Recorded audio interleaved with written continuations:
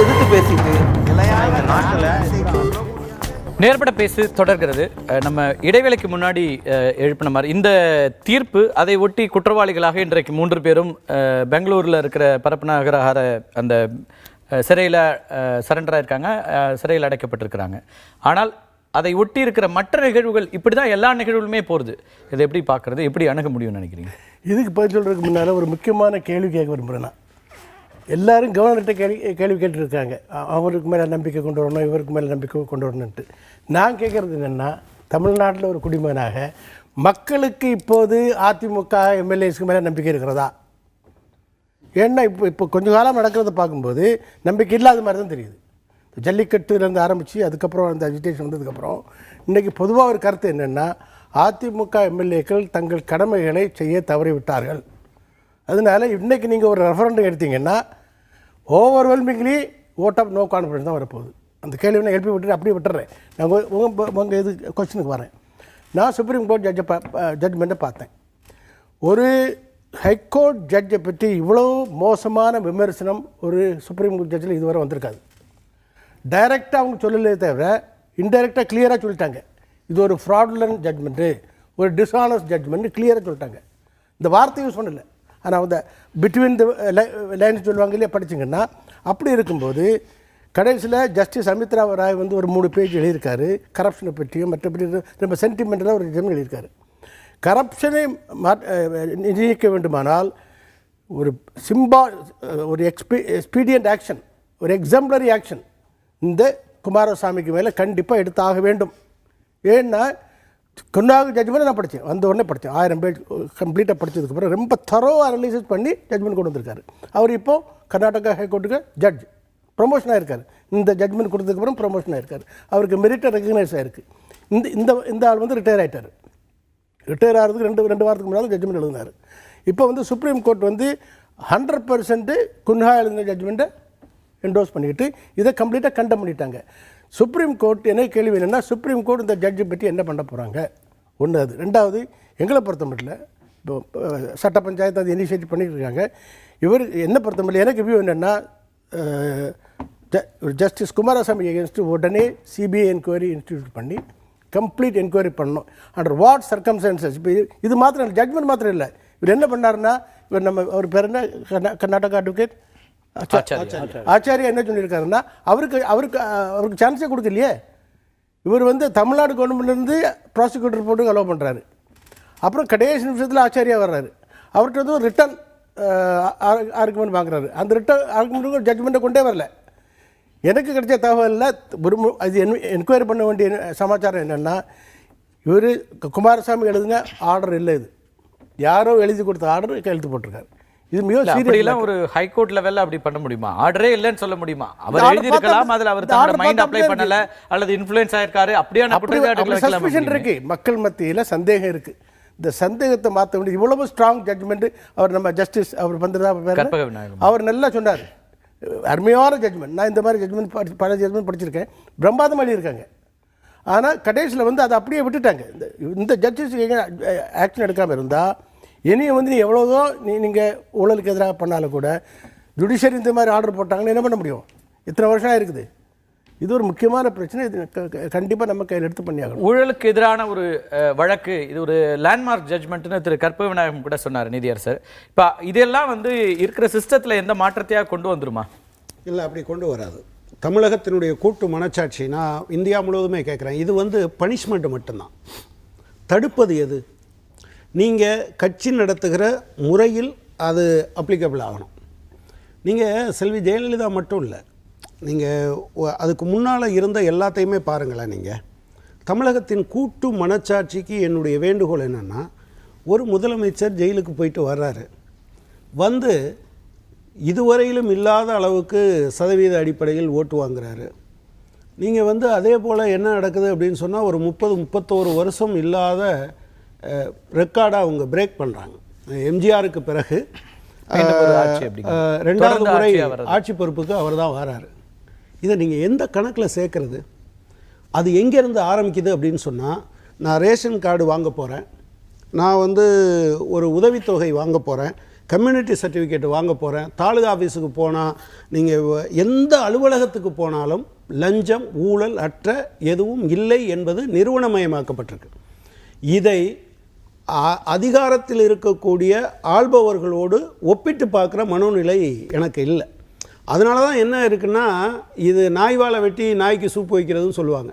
என்னிடம் வசூல் பண்ணப்பட்ட தொகையில் ஒரு சின்ன பகுதி மட்டும்தான் எனக்கு தேர்தல் நேரத்தில் வருகிறது, மற்றதெல்லாம் இது எடுத்துகிட்டு போயிருக்காங்க என்கிற ஒரு அறச்சீற்றம் இருக்கு இல்லையா, இது தவறு என்கிற அறச்சீற்றம் வரணும்ல. தெருவில் இறங்கி நின்று இன்னைக்கு சொல்ல சாமானியர்களுக்கு வரணும், உங்களை போன்ற கொள்கைவாதிகளுக்கு ஏன் போயிடுது அப்பப்ப?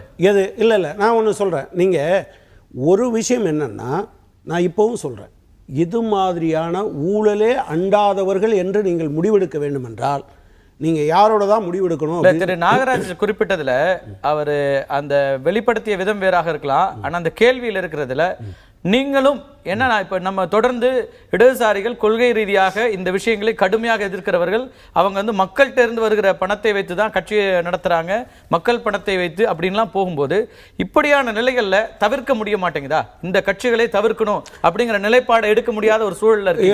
இல்லை இப்போ அந்த முடிவுக்கு வந்துட்டோம். இப்போ நீங்கள் எப்படின்னா, எங்களுக்கு ஒவ்வொரு கட்டத்திலும் மிக கடுமையான மக்கள் சந்திக்கிற பிரச்சனையை எதிர்கொள்ள வேண்டிய அவசியம் இருக்கிறது.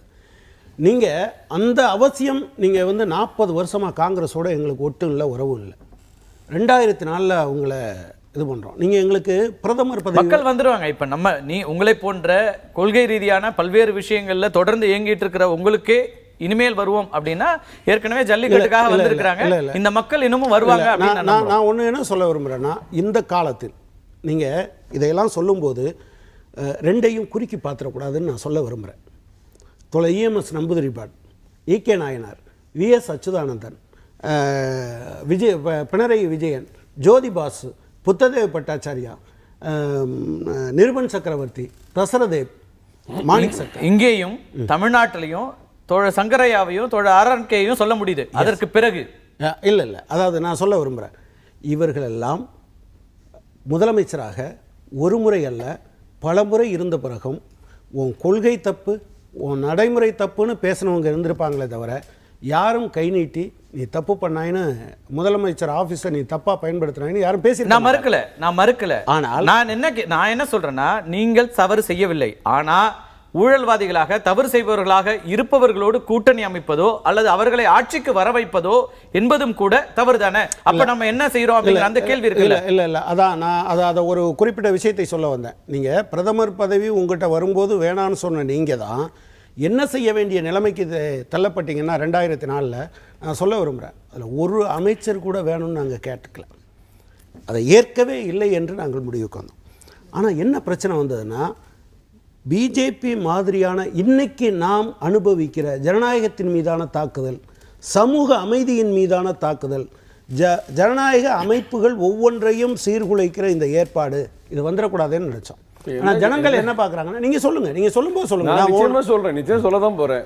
உங்க லாயல்ட்டிக்கு நீங்க பேசிட்டு இருக்கீங்க. திரு தேவசகாயம் உங்க கட்சி லாயல்ட்டிக்கு பேசிட்டு இருக்கீங்க. இல்ல உங்க கம்யூனிஸ்ட் கட்சியின் மீது ஒரே ஒரு நிமிஷம் நீங்க பேசுங்க. இல்ல எல்லா கட்சிகளுக்கும் பொருந்தும், இது டாபிக் இல்ல.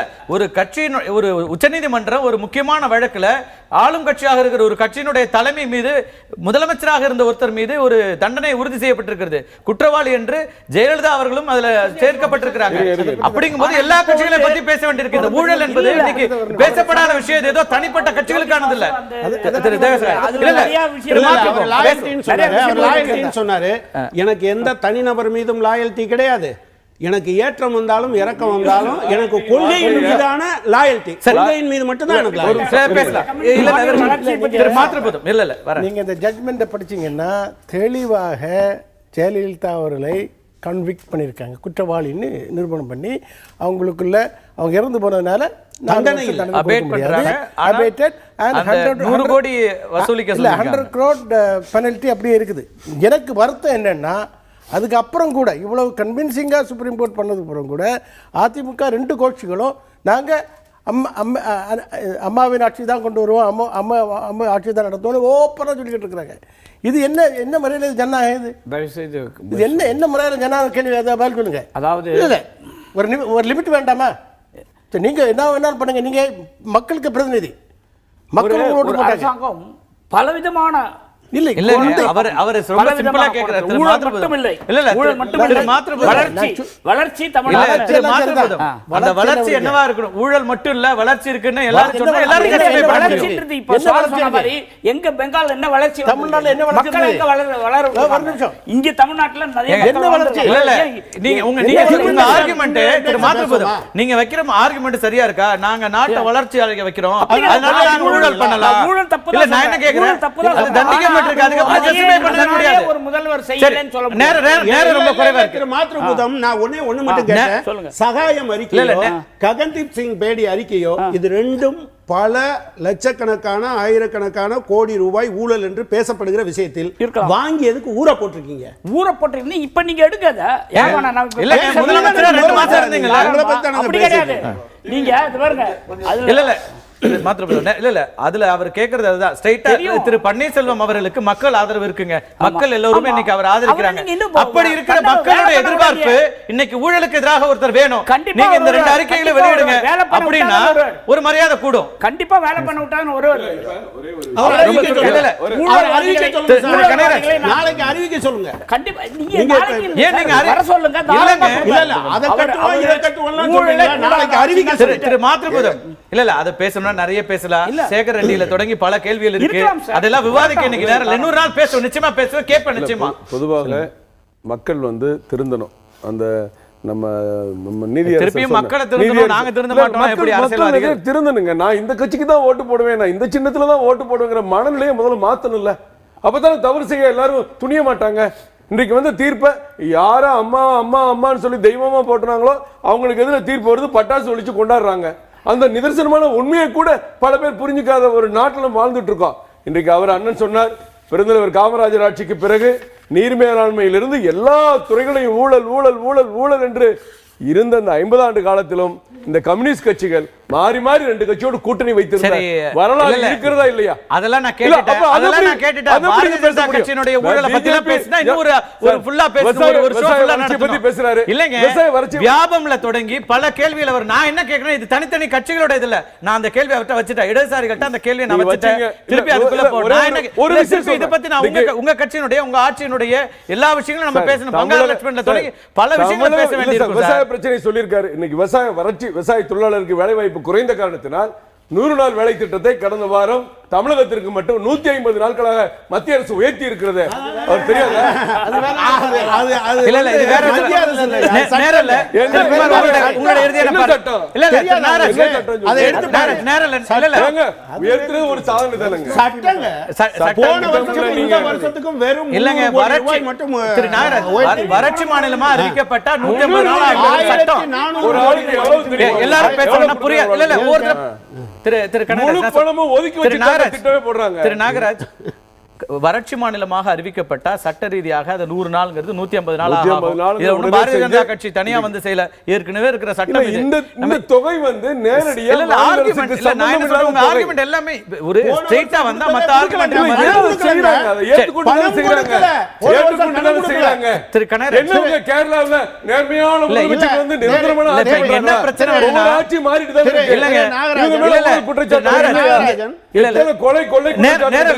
என்ன பிரச்சனைனா இந்த திமுக அதிமுக வந்தா பிரச்சனைகளை பேச விட்டு 2 கட்சி பிரச்சனை பேசுறது, அப்புறம் நீங்க இடதுசாரிகள் வந்தா இஷ்யூ ஐடியாலஜிக்கல் ஃபைட் இன்னொரு நாள் வைப்போம். இன்றைக்கு இருக்கிற இல்லங்க நான் பேசுறது இஷ்யூஸ் பேசுவாங்க, ஐடியாலஜிக்கல் ஃபைட் நம்ம இன்னொரு நாள் பேசுவாங்க, அதுக்கான நாள் இருக்குது. நேரம் ரொம்ப குறைவா இருக்கு. திரு குமார் நீங்க சொல்லுங்க. அதாவது நான் 2 பிரச்சனைகளுக்கு பதில் சொல்லணும், அதுக்குரிய நேரத்தை தருவீங்கன்னு நம்பி தான் அமைதியா. ரொம்ப சுருக்கமா நீங்க சொல்லி விளங்க வைக்க முடிய ஒரு கூடியவர் தான் சொல்லுங்க. இந்த வடக்கு நேற்றைக்கு தீர்ப்பு தந்த வடக்கை பற்றி பேசினாங்க. இந்த வடக்கு ஆரம்ப நிலையில் பார்த்தா சுப்பிரமணிய சாமி அனுமதி வாங்கி அதை போட சொல்லியே சுப்பிரமணிய சாமியே சொன்னது என்னென்னா, இது ஒரு சாதாரண வழக்கு, இதை சரியாக கையாண்டு இருந்தால் ஒரு 3 மாதத்திலே முடிச்சிருக்க முடியும் இந்த அவரே ஒத்துக்கிட்டாரு. அதுக்கு பிறகு உச்சநீதிமன்ற தீர்ப்பு வந்த பிறகு இதையெல்லாம் சொல்றது சரியா இருக்க முடியும். உச்சநீதிமன்ற தீர்ப்பு அந்த தீர்ப்பை ஏற்பதற்கு நான் வரலன்னா சட்டத்தின் மீது நம்பிக்கை இல்லாதவங்க தான் இதெல்லாம் பேச முடியும். நாங்கள் அந்த தீர்ப்பை இன்றைக்கு ஏற்பதை தவிர வேறு வழி இல்லை. ஆனால் மறுசீராய்வு செய்வதற்கு இன்றைக்கு நடவடிக்கை எடுத்திருக்கிறோம். ஜஸ்டிஸ் கற்பக விநாயகம் சொல்றாங்க அதுக்கான வாய்ப்புகள் மிக குறைவு. எங்களுடைய நிலையை சொல்றோம். இன்றைக்கு ஆனால் இன்னைக்கு இருக்கிற நிலையில குற்றவாளிகள்னா அதை வச்சுதான் நம்ம பேச முடியும். நீதிமன்றம் நீங்க பேசுங்க, நான் வேண்டாம் பேச்சுரிமையை கருத்துரிமையை தடுக்கிறதுக்கு எனக்கு அதிகாரம் யாரும் தரல, நான் அதை விரும்புவேன். மக்களுடைய கருத்துக்களை நம்ம ரிஃப்ளெக்ட் நீங்க பண்றோம். மக்களுடைய கருத்து தான் எல்லாம். அது எந்த மக்கள் எத்தனை சதவீதம்ன்றதெல்லாம் இருக்கு. நீங்க நான் சொல்ல வர நீதிமன்ற தீர்ப்புங்கிறது எல்லாருக்கும் பொதுதாங்க. மக்களுடைய கருத்துக்கு வரையறை செய்யறதுக்கு எந்த வழிமுறை நம்ம நாட்டில் இருக்குன்றது எனக்கு தெரியல. அதனால எல்லாமே மக்கள் கருத்து தான், பேசுறதெல்லாம் மக்கள் கருத்து தான். எது பெரும்பான்மை கருத்துன்றதுக்கு எந்த வாக்குப்பதிவும் இங்கே நடத்துறது. நான் சொல்ல வர்றது, இந்த வழக்கு அதற்கு பிறகு எந்த வழக்கை தொடுத்தாரோ அந்த சுப்பிரமணிய சாமியே அதை திரும்ப பெற இந்த வழக்கை வந்து கைவிடலாம் சொல்ல கூட அதை ஏத்துக்கல. நான் சொல்லி முடியும். உங்களுக்கு என்னங்க பிரச்சனை? இன்னும் சொல்ல போனா 98 சுப்பிரமணிய சாமி அதிமுக ஆதரவோட மதுரையில நின்று போட்டியிட்டு வெற்றி பெற்றாரு. அதற்கு பிறகு மத்திய அமைச்சரவை இல்ல 98 நின்று வெற்றி பெற்றாருங்க. இவரு செய்யலன்னு சொன்னாரு, அதனால நான் சொல்ல வேண்டிய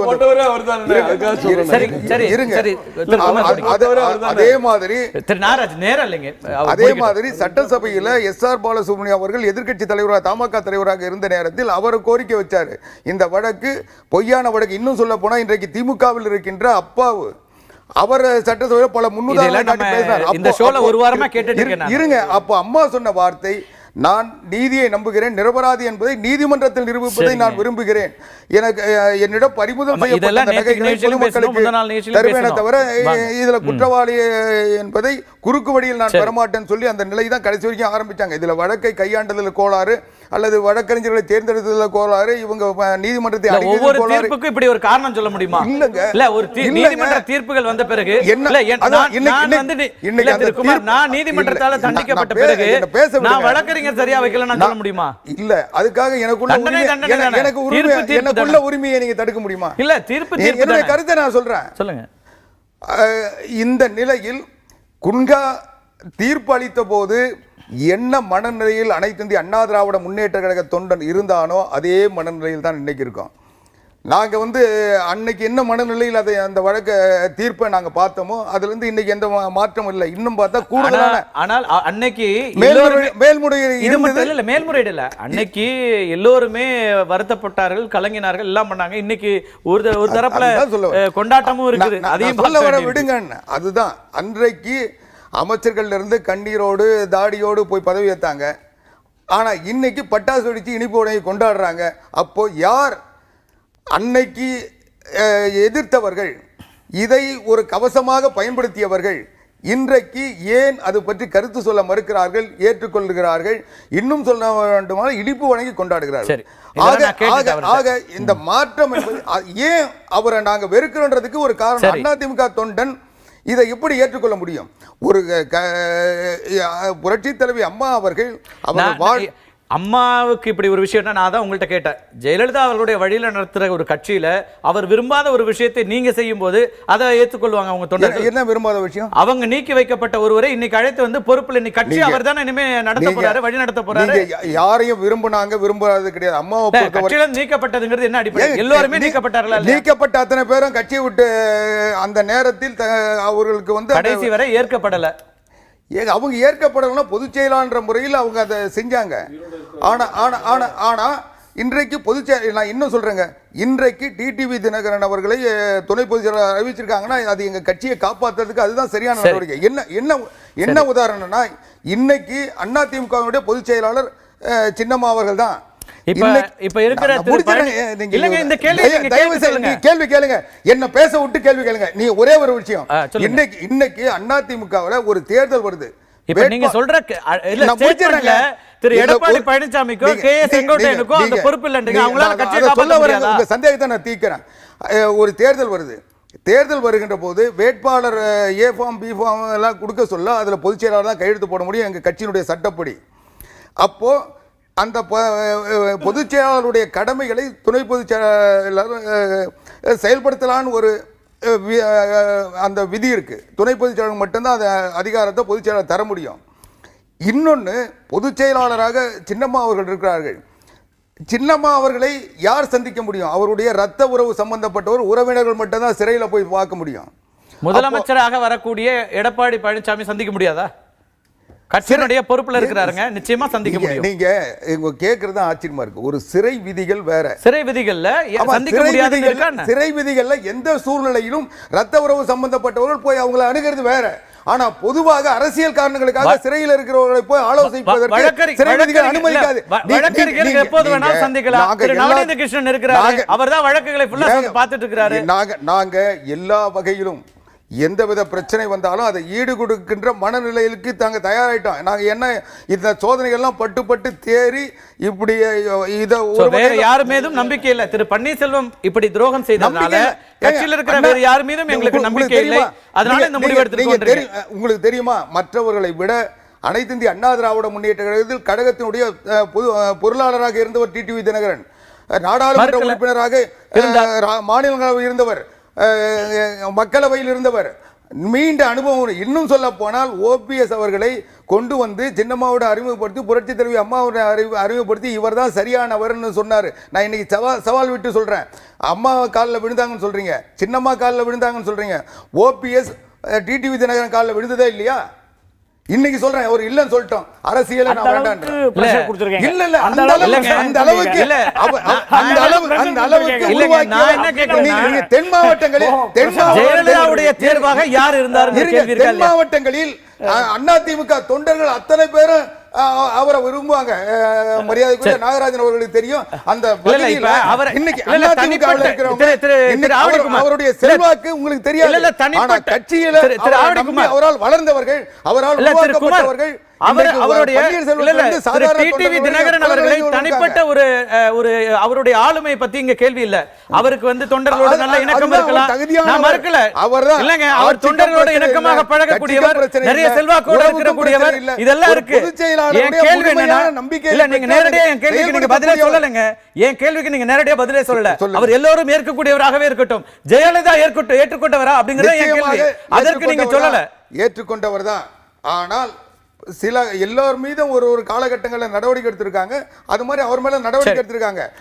அதனால முழுமையா நிராகரித்தவர்கள் சொல்ல முடியாது. அவருக்கு அந்த வாய்ப்பு தரக்கூடாதுன்னு சொல்லக்கூடாது. அதனால இன்னைக்கு பொதுச் செயலாளருடைய நம்பிக்கைக்குரிய அவருடைய கையொப்பமை இவர் கையொப்பம் விடுவதற்கு அவருடைய நம்பிக்கைக்குரியவராக அவர் இருக்கிறார். வேற அடுத்த ஓபிஎஸ் பார்த்த பிறகு இன்னொருத்தர் நம்புவாங்களா? நேரல ரொம்ப நேத்தே பேசிட்டோம். நிறைய ஒரு மணி நேரம் பேசிட்டோம். நிச்சயமா இது அந்த கட்சிக்கும் உதவாது, தமிழகத்தினுடைய இதுக்கும் நல்லதில்லை. அவங்க அதை ரீகன்சிடர் பண்ணல அப்படின்னு சொன்னா தமிழக மக்கள் நிச்சயம் அவங்க கட்சியோட உள்கட்சி விவகாரங்கிறது அவங்க ஆள்றாங்கங்கிற பிரச்சனையும் சேர்ந்து இருக்கு. அதனாலதான் இந்த கேள்வி எல்லாம் வருது. பேசிட்டோம். நேத்துக்கு ஒரு மணி நேரம் பேசினோம். திரு மாத்ருபதம் இல்ல எல்லாருக்கும் தெரியும், நம்ம நேயர்கள் மொத்த பேருக்கு தெரியும். 1.5 மணி நேரம் நேத்துக்கு பேசி இருக்கிறோம். இதே கருத்தை 10 பேர் உங்க அணியில இருந்து சொல்லி இருக்கிறாங்க. நன்றி. தெரியாது இல்லங்க, இது புதிய தலைமுறை இந்த கருத்தை 15 பேர் நேத்துல இருந்து இன்னைக்கு வரைக்கும் சொல்லியிருக்காங்க. எல்லாருக்கும் தெரியும், மக்களுக்கு புதிய தலைமுறை ஆடியன்ஸ் மொத்த பேருக்கும் தெரியும். நேரம் இல்ல. மிக முக்கியமான விஷயமா இருக்கிறது இது. உட்கட்சி பிரச்சனையாக ஏன் இவ்வளவு நேரம் பேச வேண்டி இருக்கிறது என்றால், ஆளும் கட்சியாக இருக்கும்போது அந்த கட்சியை பற்றிய எல்லா விமர்சனங்களையும் கேள்விகளையும் எழுப்ப வேண்டிய தேவையும் இருக்கிறது. அந்த அடிப்படையில் அந்த விவாதம் போனது. ஆளுநர் என்ன முடிவெடுக்கப் போகிறார் என்பதுதான் மீண்டும் ஒரு கேள்வியாக இருக்கிறது. இன்று இரவில் எந்த முடிவும் இதுவரை வரவில்லை. நாளை ஒருவேளை அவர் ஒரு இறுதி முடிவை எடுப்பாரா? அவருக்கு கொடுக்கப்பட்ட ஆலோசனைகள் படி ஒரு கம்போசிட் ஃப்ளோ டெஸ்ட் என்பதாக போவாரா, அல்லது வேறு யாரையாவது ஆட்சி அமைப்பதற்கு திரு எடப்பாடி பழனிசாமியோ அல்லது திரு பன்னீர்செல்வம் அவர்களுக்கோ அந்த வாய்ப்பை கொடுக்க போகிறாரா? காத்திருந்து பார்க்கலாம். மீண்டும் ஒரு நேரத்தில் சந்திக்கலாம் நண்பர்களே. நன்றி, வணக்கம்.